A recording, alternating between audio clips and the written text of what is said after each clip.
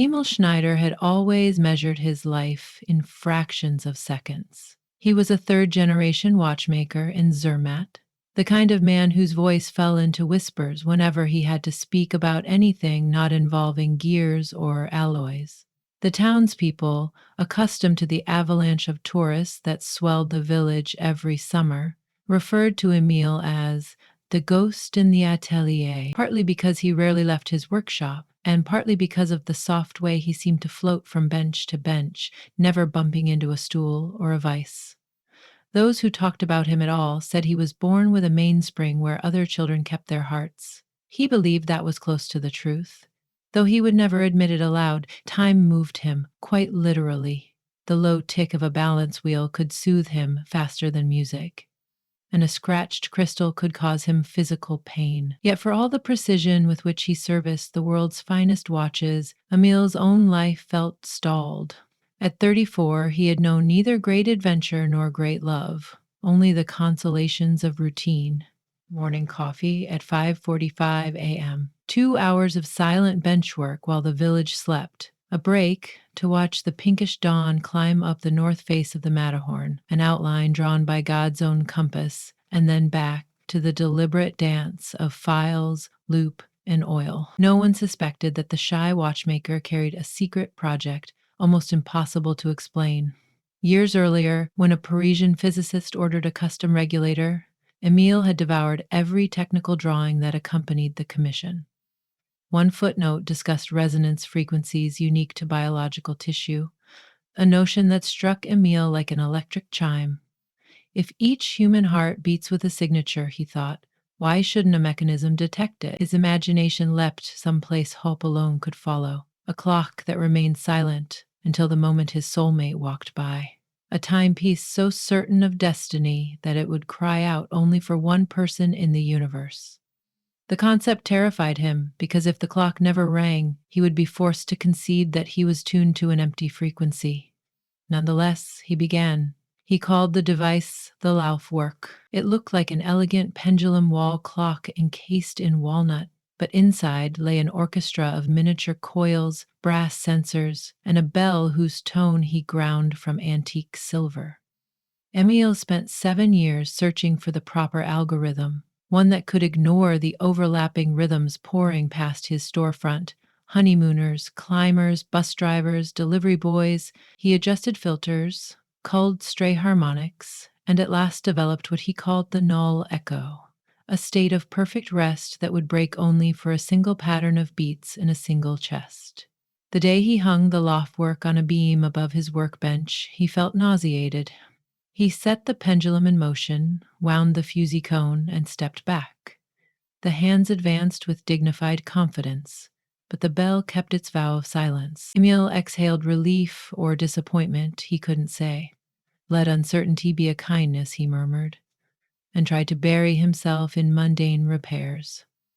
That same week, Zermatt welcomed Ana Hernandez, the Spanish Basque climber who had soloed the north faces of the Jorasses and the Eiger the previous season. She arrived smelling of chalk and jet fuel, hauling 2 duffels of hardware to the Tauben Hotel opposite Emile's shop. Newspaper headlines called her La Voladora, the Flying One, because she favored speed ascents done in a blur that left onlookers stunned and rescue crews offended.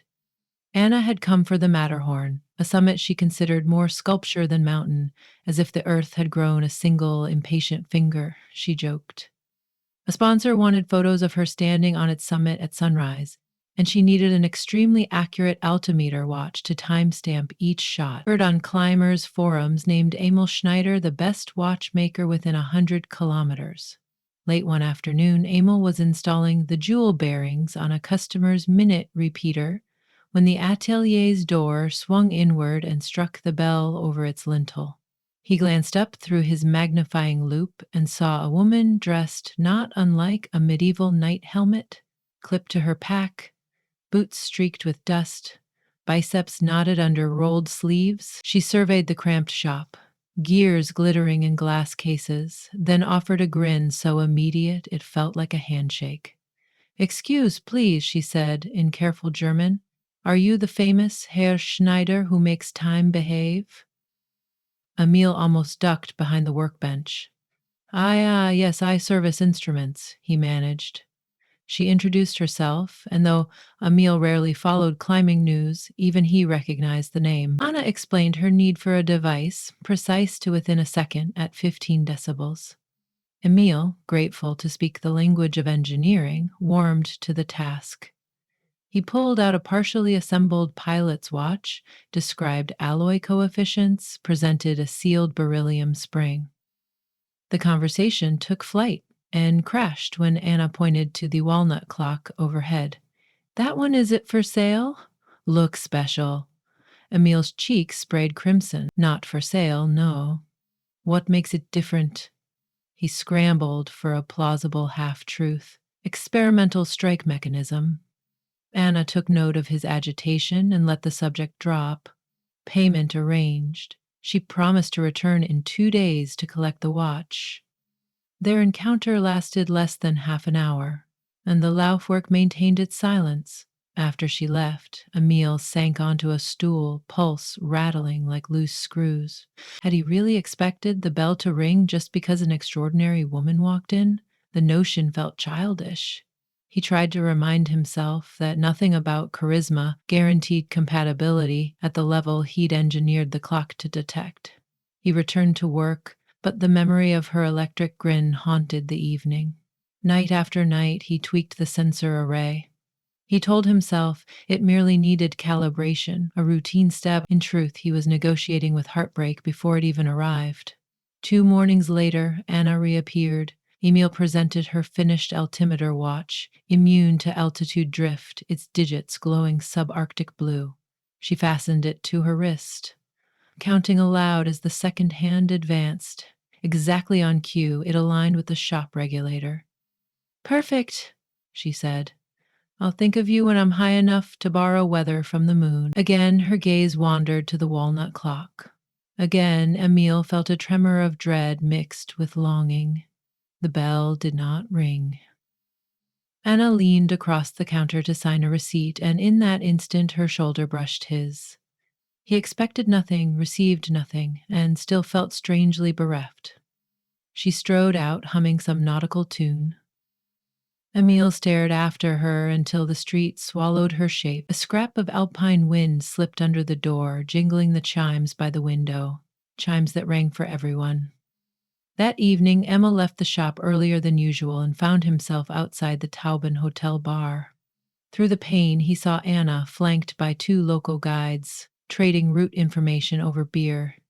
He could have walked in, mentioned some last-minute adjustment to her altimeter, but he hovered instead, hand on the door, cowardice outweighing desire. Before he could retreat, Anna spotted the silhouette of his spectacles and motioned him inside. The guides welcomed additional company. It gave them more witnesses for their exaggerated stories.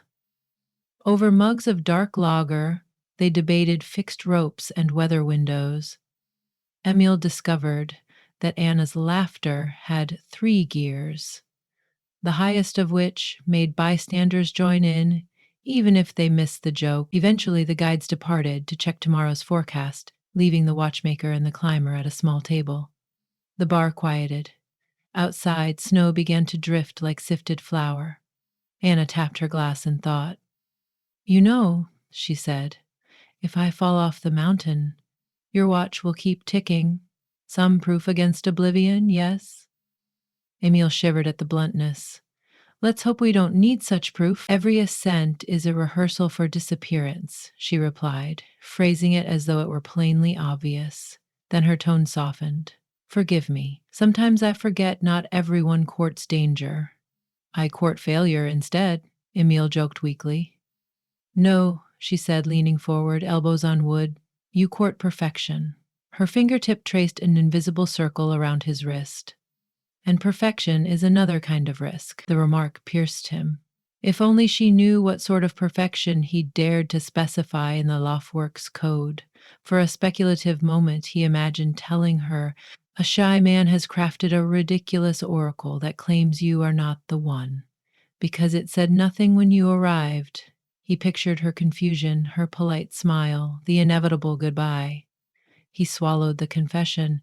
Anna's gaze flicked to the window where snow dusted the Matterhorn's dark pier. Early start tomorrow. I'll pass by your shop around 4 to head to the Hornley hut. He nodded, uncertain whether to wish her luck or ask her to stay. Instead, he paid the bill and walked her to the hotel door. She squeezed his hand with alpinist firmness. Thank you, clockmaker. The night stretched long. Emile lay on his cot above the atelier, listening to the heartbeat inside his ears. He realized he had built a timepiece smarter than he was. It could separate magic from mere attraction, without the mercy of nuance. Around 3 a.m., he descended to the workshop as he often did when insomnia won. Moonlight painted the brass tools in ghostly chrome. He wound the loft work with a single twist, more ceremony than necessity. At 3:55, he heard the faint crunch of boots outside. His bench lamp was still off, so whoever passed might assume the shop was closed. Emile considered hurrying upstairs, sparing himself the sight of Anna marching out of his life. But movement, or something subtler, rooted him in place. The steps drew nearer. A warmth pulsed along his spine, as if the pendulum behind him had reversed to swing inside his chest. Then, with volcanic certainty, the silver bell rang. The sound began as one pure note, swelled into a chord and shattered the pre-dawn hush. Emile's knees felt gelatinous, tools rattled in their drawers, above pigeons flapped off the rafters in fright. He understood what had happened, yet part of him was amazed the mechanism functioned at all. Ideas born of loneliness often collapse when confronted by reality. Outside, Anna whirled around, ice axe clanging against her pack. She marched back to the shop and pushed the door open, alpine headlamps slicing the dark. Emile stood in its beam like a burglar. "What in God's name was that?" she exclaimed. "Church bells aren't so bold." Emile swallowed, heart thudding, a syncopated anthem. My clock," he stammered. She shut the door, muting the dawn wind. "It rang the moment I walked by. Does it think I'm late to something?" The attempt at humor couldn't hide her worry. Emile exhaled, fogging the cold glass of his courage. "It rings," he said carefully, "when someone uniquely suited to me passes within 10 meters. Silence. Anna's eyebrows pitched upward. Uniquely suited? I built it to recognize resonance of a single heart, my soulmate's, theoretically. He braced for dismissal, maybe sarcasm about horological voodoo. Instead, Anna removed her gloves and placed a palm on the walnut case. The silver bell trembled, but did not ring again. The initial detection had drained the mainspring as designed. "You made a machine to do what poets attempt in verse." Her voice lacked mockery. She looked at him, truly looked, as though recalculating a route in sudden fog. "And it chose me." Emile tried a shrug, but achieved only a tremor. "Unless the calibration is wrong." Anna laughed gently. "Don't scientists call that denial?" She stepped closer. "You fear mistakes, I fear ground too flat to test me. Different weaknesses. Complementary, maybe." The watch on her wrist glowed 4:02. "I had planned to start climbing," she said. "Weather's perfect. Guides at the hut are expecting me." Emil felt the universe balancing on a geared tooth. "Then you should go." "Should I?" Anna countered. "If the mountain is still there tomorrow, but this," she gestured between them, "might never be." He had no argument beyond the thunder in his arteries. Outside, the first gradient of sunrise bleached the stars. Emil reached for a sentence and found only honesty. "I built the Laufwerk to end uncertainty. Instead, it created more. I don't know if love ordained this moment or if my desperation engineered it." Anna removed the altimeter watch and set it on his workbench. "Then walk with me to the Hornley hut. 4 hours. If by the time we finish breakfast you still believe it's desperation, I'll clip back into my rope and you can return to your sanctum of gears." Emile considered the request. 4 hours on a mountain trail sounded terrifying, but also finite, measurable, a testable hypothesis. He fetched his thickest coat, and locked the atelier. The silver bell inside the loftwork rested at equilibrium, an oracle asleep after its solitary prophecy. The climb to the hut was steep but manageable, zigzagging through boulders that smelled of lichen and wind. Anna matched his pace, adjusting her stride so he never felt hurried. Along the way, she narrated the landscape, the slate bands that fractured under freeze-thaw cycles, the gullies scoured by meltwater, the safe corridors through stonefall territory. Emil listened, breathing clouds, noticing how intimately she knew risk, as if danger were a dialect she spoke fluently while he had only studied its alphabet. At a rocky promontory, they paused. Below, Zermatt resembled a child's music box, chalets spinning their tiny eaves in slow circles. The sun crowned the Matterhorn in rose gold, and Anna regarded it the way other people admired stained glass. "I used to think mountains absolved me of ordinary life," she said. "Up here, all decisions simplify: live, fall, breathe, stop. But lately I wonder if I've used altitude to avoid everything measured in calendar days instead of meters." Emile, touched by unexpected vulnerability, replied, "I use minutes and seconds to avoid the immeasurable." They both laughed softly. In the stillness, their heartbeats fell into a sympathetic cadence. Emile noticed without surprise. His clock had already noticed. At the hut, guides awaited with thermoses. Anna introduced Emile as a friend who counts, so I can waste them. Over omelets, they traded stories. Anna's first scramble at age 10, Emile's apprenticeship with his stern grandfather. When breakfast plates were scraped clean, she looked at him with an expression that held no hurry. "Decision time, clockmaker?" Emile felt neither panic nor haste. He traced the rim of his coffee cup. "The Laufwerk is infallible," he said with quiet acceptance. "But it is only a start. Machines cannot finish what they initiate." He reached across the table, threading his chilled fingers between hers. "Go climb your mountain. I will wait here 8 hours, 10, until you return. Then we'll see if time continues to agree with us." Anna's smile unfolded like sunrise over ice. "Deal." She rose, shouldered her pack, and kissed the corner of his mouth. "Now you can claim you've been kissed at 3,260 meters, she teased, stepping toward the trail that would carry her to the Matterhorn's ridgeline. Emil watched until her bright helmet merged with granite and sky. He touched his lips, astonished by their warmth. Behind him, the hut's kitchen clock ticked in banal seconds, but he felt no urge to open its casing. Some mechanisms did not require his intervention. Hours later, Anna returned, spent and incandescent, victorious over summit and self. Emil met her on the veranda, holding a mug of tea already cooling in thin air.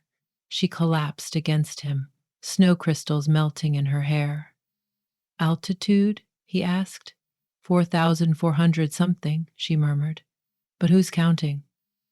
"I am," he said, smiling. That evening, they descended together, dusk swirling around them like violet gauze. When the lights of Zermatt winked alive, Emil's thoughts fluttered to the Laufwerk waiting in his darkened shop. Whatever else the future would require, conversations, compromises, perhaps whole recalibrations of spirit, the bell had spoken once and only once with the certainty of sunrise, and the shy watchmaker who had trusted copper coils more than his own pulse finally believed the verdict. For the rest of Emil Schneider's life, the Laufwerk never rang again. It didn't need to.